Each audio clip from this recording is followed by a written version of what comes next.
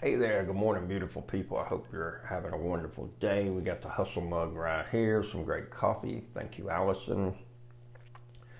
It was a pretty good week all the way around. I ended up selling one of the properties that I have, and that's extremely difficult for me. The reason for that is that I tend to buy something and then I hold on to it. Sometimes I hold on to it way too long. But we're going to take that money, we're going to put it into something else. It's going to be turning some dollars as well, so it's not lost, so to speak. And one of the things that I've heard from other real estate investors is don't ever get married to your property. There's ones to keep, there's ones to sell, there's ones to flip, so to speak. So, just keeping everything moving, so to speak, is key to being successful with it. Just as at times, you get a vehicle that it gets to the point where it's just costing you too much time, too much money or something like that, and then you got to get rid of it as well. So it does happen like that.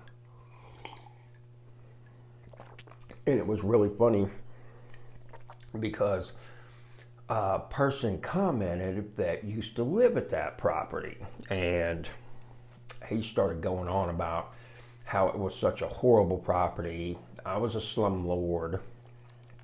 What he didn't tell you is that he was in a bad situation and he had to move like quick, like that day. It was available. He didn't have the whole amount of money for rent and deposit to be able to pay, so we made a deal to where I allowed him to pay weekly. The other thing is he fully got to inspect the property before he moved in. He did, and he agreed to take it. And he also made a comment about, I appreciate you not working with us over just $60 little dollars. Well, what he failed to tell you was that was $60 out of a weekly rent of $250 that 2 weeks before that, he had been late on the rent as well. And so now we have a pattern that started to establish. And I tell everybody that I work with, come in contact with, do business with, I'm into long-term healthy relationships, and for that to occur, you have to have honesty. I said, if you communicate with me, things go wonderful. If you don't, then we end up having issues because now you back me into a corner and there's no way for me to do anything different. And it was getting harder to catch up with this individual, and paying rent on the day it was supposed to be paid was starting to become less and less of a priority. And so it would go from getting paid on Friday, getting paid on Saturday, not returning calls. Oh, I got a different number.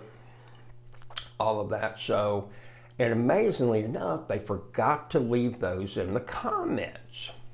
And I say all of this because I had another experience yesterday while reading Facebook. Somebody says, rents are just out of control in this town and everything is so expensive, and a few people said, oh yeah, you're right about that. My comment was, hey, the great thing is that we live in a free country and you can show them who's boss by not renting. And people are like, well, you're part of the deeper problem. I asked, what is the deeper problem? Nobody's been able to explain that one to me. I had one lady that and I even offered to mentor some of these people that were having financial difficulty, and I said, I'm not going to charge you. Of course, nobody wants to take me up on that offer. And then some people are like, said, hey, look, I'm good. I got plenty of money. I got a job. I got this and everything like that. And I'm like, well, why are you commenting about how bad rent is and everything like that if you're, if everything's totally good? Unfortunately, a byproduct of great employers coming into your area, everything goes up. You want decent paying jobs, you want a nice place, you want a nice town. Well, guess what? You become more popular when that occurs. And so the prices go up. And unfortunately, what people don't understand is that when that occurs, what do we have to do as an individual? We have to level up. And I made the comment to this one lady about, it's a good time for people to level up and start doing things to make themselves more attractive to another employer. Well, I did all that and I've made money and everything and I don't need your help And I've got great credit and everything. And so then I made the suggestion of, well, why don't you go ahead and apply for a few mortgages and buy some rental properties, and then you can give some really great affordable housing to some other people. And amazingly enough, when I hear people talk about that sort of thing, they never do that. The comment of the greedy landlords was mentioned many times, but nobody's able to say why they're greedy, and none of them are actually active landlords that I know of, or maybe they might not be successful landlords. And so I try to be open-minded and listen with empathy from where these people are coming, but nobody can give me anything concrete. It's basically just all opinions. I even asked for, said, well, let me ask you this. 3-bedroom, 1-bath, decent part of town. What should be the cost? But please back that up without an opinion, but some concrete evidence on why the price should be that and why somebody that is charging more than that is greedy. Well, I still haven't gotten a response. I don't know.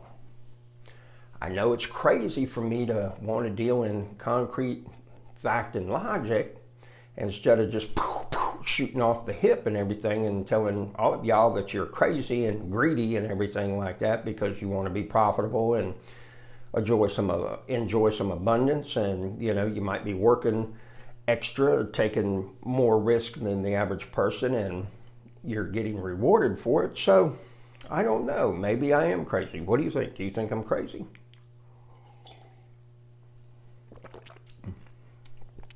I say all of this that at one time in my life I was the person that always blamed something else for my troubles.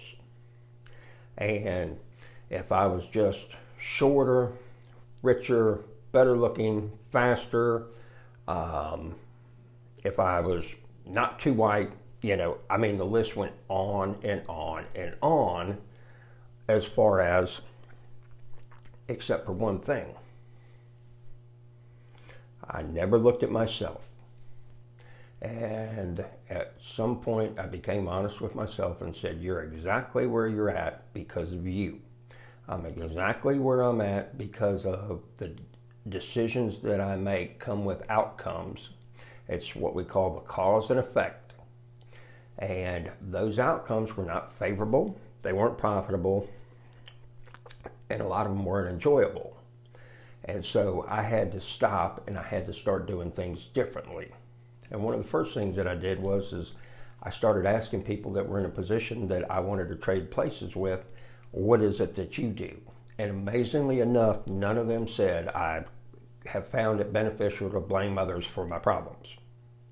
All of them said, I play a part in it, I own it, figure out what it is, and then I move on.